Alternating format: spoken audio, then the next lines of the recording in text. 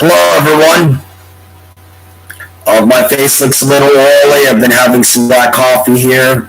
I know my hair looks unkempt. Oh, well, whatever. Anyway, okay.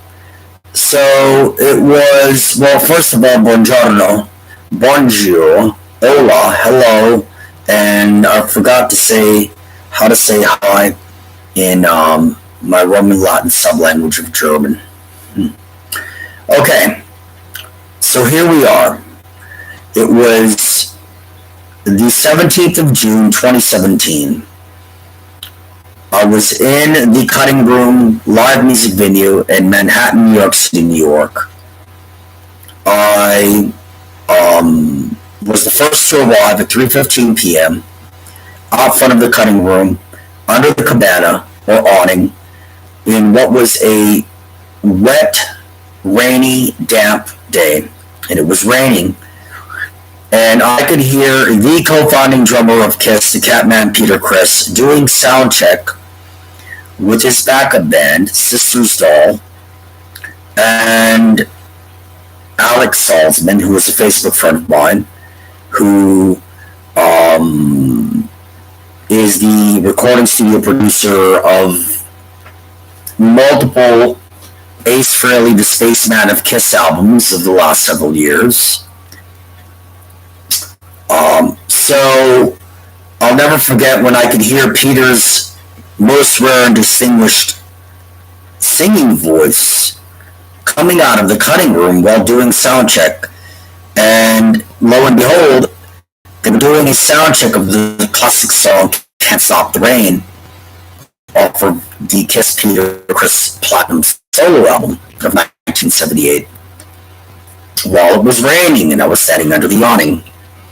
I, of course, videotaped that, said what I needed to say to my daughter at the end of it, and anyway, sitting at the very best seat and table, dead center, pressed up against the stage, facing the Catman of KISS, Peter CRISS's mic stand at his last live public performance at 71 years of age, and he killed it.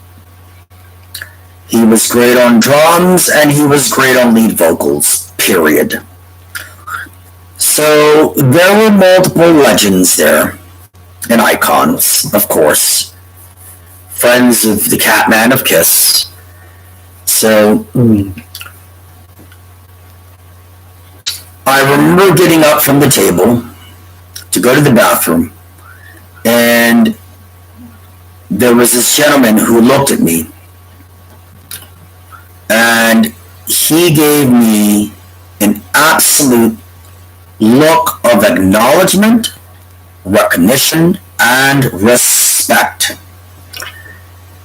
And he nodded at me, and I looked at him eye to eye, and I nodded back at him.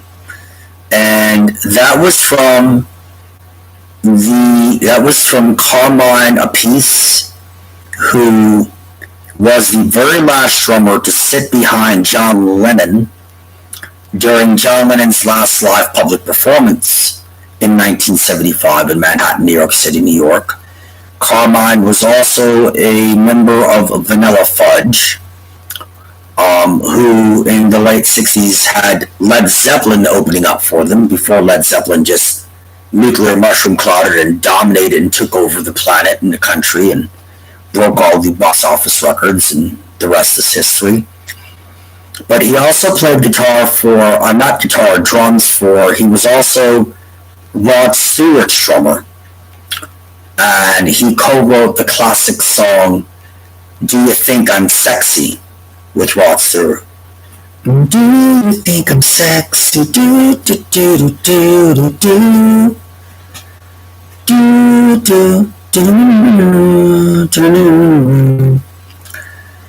So Carmine co-wrote Do You Think I'm Sexy with Rod Stewart.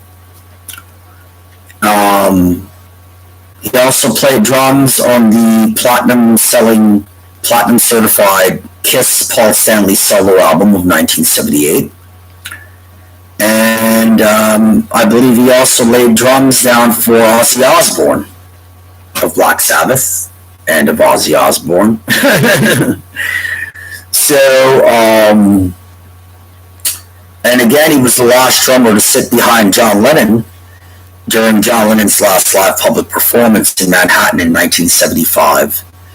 So, to get the type of look and of acknowledgement and recognition and respect that I got from Carmine on my way from my table and chair to the bathroom downstairs in the cutting room, man, that meant the world to me. So here's a shout out to you, Carmine. I appreciate that, man. That meant the world to me. So here's a shout out to you, Carmine. I appreciate that, man.